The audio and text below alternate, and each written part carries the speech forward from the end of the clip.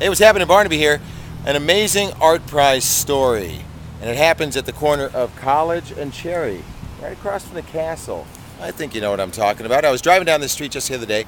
My son looks out the window and with an alarmed tone in his voice goes, "Daddy, a plane just crashed into the Hillmont." I'm like, "What?" Slammed on the brakes, and I look and all these people are taking pictures of this plane suspended from the building. That is a pretty good sized plane.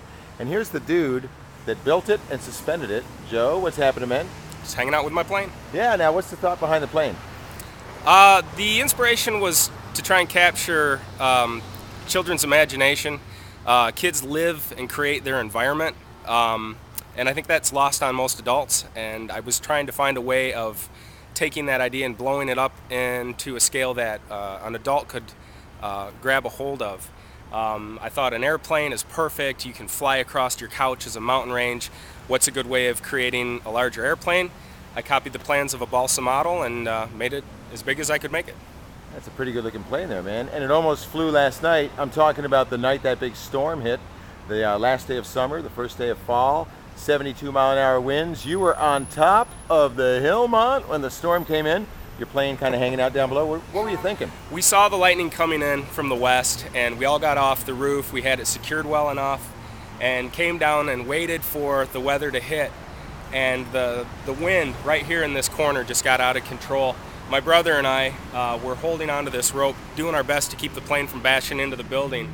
It was a pretty dynamic moment, to say the least. The images of Ben Franklin going through our heads and wondering if a model airplane was really worth getting struck by lightning. But we did okay, and we made it through. I'll tell you what, it is a very cool plane. And as I understand, best viewed at night because you've got some spotlights there shining up at the plane. Now, why is that? The negative space in the plane, I left it unwrapped so you could see through it.